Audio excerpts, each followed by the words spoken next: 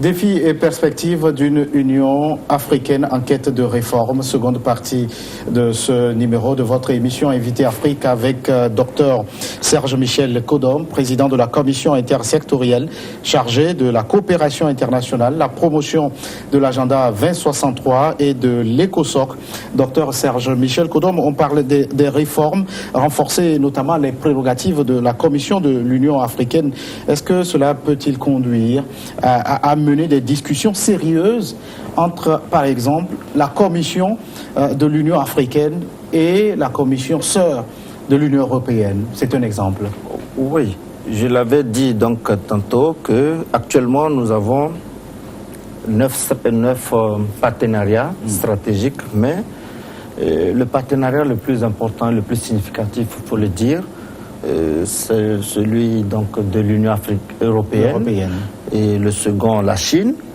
Mais pour nous, pour revenir à votre question proprement sur le partenariat avec l'Union africaine, est-ce que les réformes amorcées pour revoir les capacités donc de l'Union africaine pour pouvoir discuter avec l'Union européenne, pour nous, c'est un impératif. Je vous explique. Les accords de Cotonou prennent fin donc en 2020. Et donc il faut revoir le terme de ce partenariat. Et lorsque vous prenez les accords de Cotonou, il s'agit donc de l'Union européenne et les pays de l'Afrique, Caraïbes, les ACP. Les ACP, Afrique, Caraïbes et Pacifique. Et lorsque vous prenez donc les pays de l'ACP qui ont donc signé, il n'y a pas les pays de l'Afrique du Nord. Les Afriques du Nord et l'Afrique du Sud ont le partenariat directement, alors qu'il faut parler d'une seule voix. Donc pour nous, il faut renforcer donc les compétences ou les capacités donc de la Commission qui regroupe donc les 55 pays pour pouvoir discuter avec l'Union européenne. Pour nous, c'est un enjeu capital. Vous voyez, le raisonnement que je tiens doit amener les Africains sérieux à comprendre que certains Africains ne peuvent pas négocier leurs propres accords avec une entité qui signe ou qui noue des partenariats avec une entité globale dans laquelle eux-mêmes pays sont membres. Donc pour nous, il faut renforcer les capacités, il faut aller vers ces réformes-là justement pour pouvoir donc avoir un accord commun avec les pays de l'Union européenne. Ceci dit, lors du sommet extraordinaire donc en novembre dernier, les chefs d'État ne sont pas mis d'accord sur ce point. Il faut le dire parce que pour moi c'est un processus, c'est des sujets qui sont mis sur la table. C'est vrai aujourd'hui qu'ils n'ont pas l'assentiment ou ne requièrent pas l'unanimité autour de la question, mais il faut continuer par discuter, échanger pour aller vers ces réformes qui sont à saluer et qui doivent être promues justement pour l'unité de notre continent. Et avec ces réformes, docteur, est-ce que vous avez le sentiment que les deux commissions pourront peut-être enfin parler d'égal à égal? Mais c'est ça, justement, parce que lorsque vous avez un père qui a peut-être 3, 4 femmes, excusez-moi, je prends le cas donc aussi simple comme ça pour illustrer l'argumentaire, si toutes les femmes sont ensemble, le débat est plus intéressant. Imaginez les 4 femmes se réunissent et elles parlent d'une seule voix avec le père, le chef de famille, mais les débats seront plus intéressants. Mais lorsque ces 2 femmes ou bien 3 femmes qui sont là et une autre est à côté pour venir renégocier après, le chef de famille sait que, écoutez, il y a une division. Et donc pour nous, en étant ensemble, on sera plus fort. On le dit souvent et ça s'illustre. Vous savez, lorsque vous prenez les accords ACP, en réalité, ça n'arrange pas les pays africains. Et le Maroc, l'Égypte, la Tunisie le savent et ils ont des partenariats spécifiques. Pour nous, il faut aller parler d'une seule voix avec l'Union européenne. Et déjà, la réunion qui s'est tenue donc à Abidjan entre l'Union africaine et l'Union européenne a été assez houleuse. Et les vérités se sont dites. Pour nous, c'est des premiers pas. On espère que voilà, les années à venir, déjà l'année prochaine, les négociations pour revoir les accords Union africaine, ACP, donc vont vraiment nous permettre de comprendre que parler d'une seule voix sera le salut donc, de notre union. Alors, parmi les nombreuses réformes qui sont amorcées, il y a sur le plan économique la mise en place d'une zone de libre-échange à l'échelle continentale. Que faut-il attendre de cette réforme lorsque les gros morceaux du continent comme le Nigeria, l'Afrique du Sud sont réticents aujourd'hui? Alors, vous savez, la ZLECA, qui est la zone de libre-échange continentale africaine, qui est d'ailleurs même dirigée par un grand panafricaniste d'origine algérienne, est une nécessité. Malheureusement, lorsque vous prenez la force du Nigeria pour ce qui est du bloc ouest-africain, le Nigeria seul capitalise pratiquement 80% des échanges et l'Afrique du Sud, pareil. Donc, pour ces deux pays que vous avez cités justement, on peut dire que ce sont les gros morceaux en termes de pouvoir économique au niveau de l'Afrique. Mais aujourd'hui, vu le contexte de réforme de l'Union africaine, où ces chefs d'État justement sont des acteurs clés, et nous saluons déjà au passage le président, l'ancien président du Nigeria, Olusegun Obasanjo, qui travaille justement, qui a le portefeuille donc de la mobilisation des ressources. Nous pensons qu'on ne peut pas parler de mobilisation des ressources financières sans parler de l'économie, sans parler du commerce, sans parler donc de l'industrialisation. Et donc, ces pays qui ont plus ou moins un léger avantage en termes d'industrialisation, donc sur le reste donc, du continent des pays africains, je pense qu'ils protègent leur marché, certes, mais il faudrait comprendre qu'en s'appuyant sur les CER, les communautés économiques régionales, comme telles que je l'ai définies, déjà en termes de monnaie, au niveau de l'Afrique de l'Ouest, nous avons au moins 4 monnaies. Il y a le Naira pour le Nigeria, le CIDI pour le Ghana, le CFA, et le Libéria aussi qui a sa monnaie. Et la monnaie guinéenne. La monnaie guinéenne. Donc vous comprenez qu'il faut maintenant aller vers une union monétaire par région pour pouvoir fusionner après. Donc, si vous arrivez déjà à avoir une union monétaire, vous comprenez qu'il y a déjà une ouverture, une zone de libre-échange au niveau de la région, au niveau de la zone. C'est ça qui est important pour nous. Nous avons participé d'ailleurs à Dakar le mois de novembre dernier à un atelier sur justement le sujet de la zone de libre-échange en associant donc le secteur privé et la société civile qui ont aussi leur mot à dire. Vous imaginez qu'on peut beau faire des réformes, mais si on n'intègre pas le secteur privé, les hommes d'affaires qui injectent, qui investissent dans ces pays, qui contribuent à l'industrialisation donc de ces pays, de comprendre ce que c'est que cette zone de libre-échange, les avantages. Donc il y avait nos amis du Nigeria qui étaient là.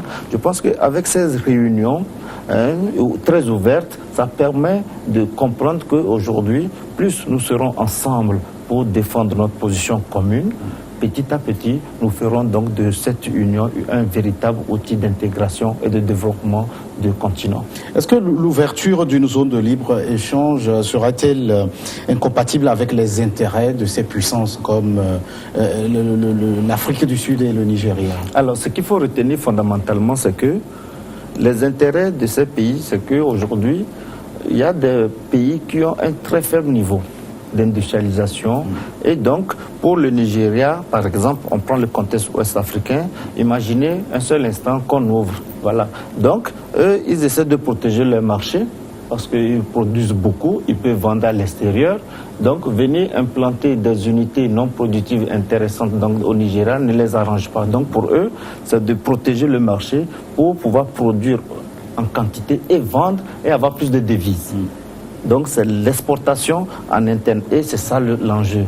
Donc, ouvrir, c'est comme si on venait diminuer la part de leur marché en termes d'exportation. Avez-vous foi, docteur, à la réussite de cette réforme? Certains observateurs sont même allés jusqu'à dire qu'il s'agit là d'un bébé mort-né.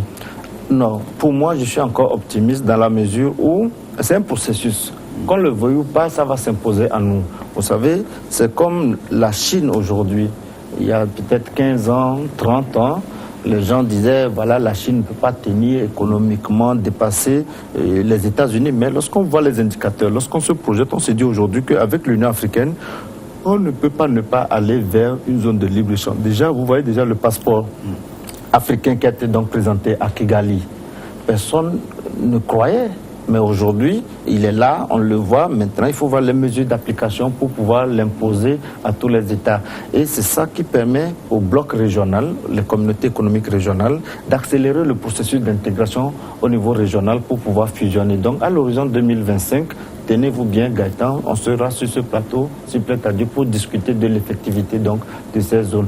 Mais en attendant, aujourd'hui, il y a plusieurs projets d'intégration sous-régionaux qui piétinent. Est-ce qu'il ne s'agit pas d'une illusion de l'imaginer à l'échelle continentale? Quand on prend les blocs sous-régionaux, vous avez parlé de la CEDEAO, il y a l'Afrique australe, il y a l'Afrique centrale. Alors, vous savez, ce qu'il faut retenir au niveau du fonctionnement de communautés économiques régionales, c'est que ce sont des processus. Aujourd'hui, vous prenez le passeport de la CEDEAO, vous allez dans tous les pays sans que vous ne subissez des tracasseries douanières, etc. C'est déjà quelque chose, c'est un acquis. Pour nous, sur le plan économique, cela va s'imposer, mais ça prendra du temps. Lorsque vous prenez certains pays dont le pouvoir d'achat, on prend même la Côte d'Ivoire et le Togo. Ça prendra du temps, combien de temps concrètement? Pour nous, c'est une question de décennies. Dans 5-10 ans, cette affaire sera réglée. Parce que vous prenez par exemple le cas de la Côte d'Ivoire. Lorsqu'il faut libéraliser donc la zone, le médecin togolais peut aller en Côte d'Ivoire. Le médecin togolais aujourd'hui, le salaire qu'il gagne comparé à celui de l'ivoirien, médecin ivoirien, c'est 3 fois, voire 4 fois. Donc, si on n'arrive pas à harmoniser les politiques monétaires, budgétaires au niveau donc de nos pays, ça peut créer des déséquilibres. C'est justement ce qui fait peur à certaines puissances économiques africaines dans le Nigeria et l'Afrique du Sud qui craignent aujourd'hui que ils risquent d'être inondés, que des gens, parce que vous êtes Togolais, vous pouvez venir avoir les mêmes avantages qu'un Nigérien au Nigeria, ils risquent de ne pas pouvoir maîtriser certain nombre de flux migratoires en interne autorisés. C'est ça l'enjeu, vous comprenez? Donc, si économiquement, certains se sentent forts pour pouvoir protéger leur espace, c'est qu'ils sont en train de voir qu'est-ce qu'ils gagnent en ouvrant leurs frontières, qu'est-ce qu'ils gagnent en libérant donc leurs zones économiques en termes de libre échange donc commerciaux et des biens matériels. C'est un peu l'enjeu, mais nous restons optimistes parce que depuis bientôt 3 ans, avec l'agenda 2063 qui a été adopté par les présidents africains, c'est comme le document de base sur lequel les points seront écorchés. C'est la bréviaire de l'Union africaine. De l'Union africaine. Et ça a été accepté par tous les États. Donc vous comprenez que c'est une question de résistance en termes de pensée économique, de protéger le territoire, mais ça finira par s'imposer parce qu'il y aura une élite, de nouvelles personnes qui vont venir défendre des enjeux, la vision du panafricanisme, et là, nos frontières risquent vraiment de tomber. Et c'est tout notre vœu, l'espoir de voir nos frontières vraiment être désintégrées progressivement pour permettre à ce que l'Union à une Afrique entièrement intégrée et solidaire. Le Rwandais Paul Kagame va passer le témoin à l'Égyptien Abdel Fattah al-Sisi pour une durée d'1 an. Son arrivée aura-t-elle un impact sur ces réformes? C'est vrai que pour nous, en étant optimiste avec l'arrivée donc du président égyptien en février prochain, le même engouement ne sera pas peut-être observé parce que le président Paul Kagame porte le flambeau des réformes. Et vous savez, le président égyptien, l'Afrique du Nord est confrontée à des problèmes qui ne sont pas abordés aujourd'hui au niveau continental. Je cite volontiers le problème libyen. Vous comprenez qu'on ne peut pas continuer par ignorer les souffrances du peuple libyen aujourd'hui. Et pour moi, je pense qu'il va essayer de prioriser certaines actions sur le cas de la Libye dont je viens de mentionner, mais les réformes vont continuer parce que déjà au niveau de la Commission de l'Union africaine, il y a une unité qui a été déjà créée pour la mise en œuvre donc des réformes. Donc cette unité est là, il y a des fonctionnaires, il y a du personnel qui travaille déjà, et donc ils vont continuer le travail, mais sur le plan politique, vous allez constater qu'il y aura certains dossiers qui seront mis en avant. Tout ça pour le bien donc du continent, parce que je dis le peuple libyen, c'est le cas de la Libye, je suis sûr qu'il sera mis en avant sur l'agenda du président égyptien. Vous présidez, docteur, la commission intersectorielle chargée de la coopération internationale, la promotion de l'agenda 2063 et l'ECOSOC.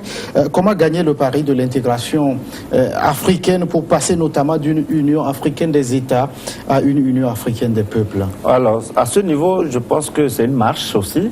Déjà, nous étions au Kenya, en Nairobi, courant au mois de décembre. C'était du 7 au 14 décembre dernier, pour renouveler la 3e Assemblée générale de l'ECOSOC, qui est le Conseil économique et social de l'Union africaine, où il y a eu des départs et des nouvelles arrivées. Et on peut citer volontiers qu'il y a un progrès. Nous avons obtenu une augmentation d'adhésion des organisations de la société civile de 40%. Ça veut dire qu'il y a beaucoup d'organisations qui s'intéressent donc à ce conseil. Et vous savez, au niveau du Togo, il y a 2 organisations qui ont été élues.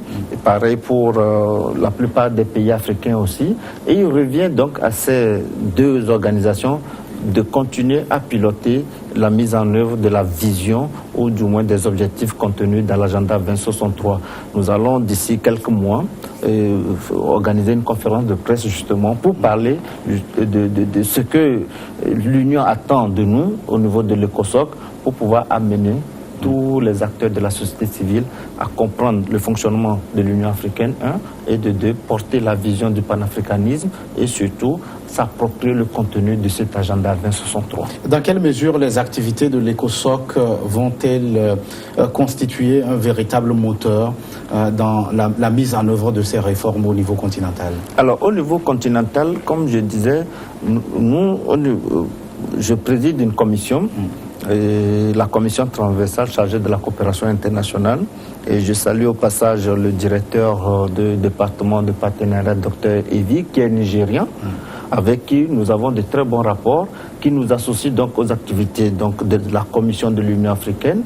Et vous comprenez déjà que moi, étant togolais, médecin, lui il est économiste, il est le directeur, il est nigérian, mais toutes les activités qui se préparent, nous discutons ensemble. Il a besoin d'écouter la contribution, de prendre en compte la contribution des acteurs de la société civile. Et moi, je travaille en coordination avec les autres membres de ma commission. Il y a les Mauriciens, les Algériens, les Ivoiriens. Donc, nous essayons de faire des contributions. Et pour nous, c'est ça l'intégration, de pouvoir en un clin d'œil tenir compte des avis des acteurs dans les différents pays africains. Je pense qu'il y a de bons jours devant nous parce que aujourd'hui, c'est une question d'aller vers un objectif commun en étant inclusif, en écartant personne, parce que les acteurs non étatiques, les acteurs de la société civile ont leur mot à dire dans l'intégration africaine. Docteur Kodom, très rapidement, nous sommes arrivés à la fin de cet entretien. Si vous aviez un message, quelle sera sa teneur? Alors, surtout, comme nous sommes en début d'année, je voudrais profiter de votre antenne pour souhaiter mes meilleurs vœux de santé, la santé, mes meilleurs vœux donc de paix surtout, parce que l'Afrique a encore quelques foyers avec les djihadistes qui essaient de déstabiliser le nord du Cameroun, l'Afrique de l'Ouest, le Mali, le Burkina, et même un peu au-dessus de nos frontières togolaises et béninoises. Je pense que nous avons besoin de paix. Et le dernier vœu, c'est aussi aux acteurs politiques du Togo et de l'Afrique tout entière, et surtout de la RDC qui vient de faire les élections et qui attend donc les résultats. Les élections auxquelles nous avons pris part d'ailleurs, nous souhaitons que l'Afrique voit grand et que les acteurs africains qui s'occupent donc du processus électoral ou politique jouent un franc jeu pour que les meilleurs gagnent. C'est le vœu que je voulais donc souhaiter au peuple congolais, au peuple togolais, au peuple africain, parce que nous sommes des petits villageois, nos pays constituent des villages. Et donc nous sommes une seule famille, un seul pays, nous devons penser Afrique pays pour que nous puissions avoir des idées convergentes pour amorcer un véritable développement économique. Merci, docteur Serge Michel Kodom, d'être passé sur ce plateau. Vous êtes le président de la commission intersectorielle chargée de la coopération internationale, de la promotion de l'agenda 2063 et de l'ECOSOC. Merci à vous qui êtes restés en notre compagnie. À très vite pour un nouveau numéro de votre émission Invité Afrique.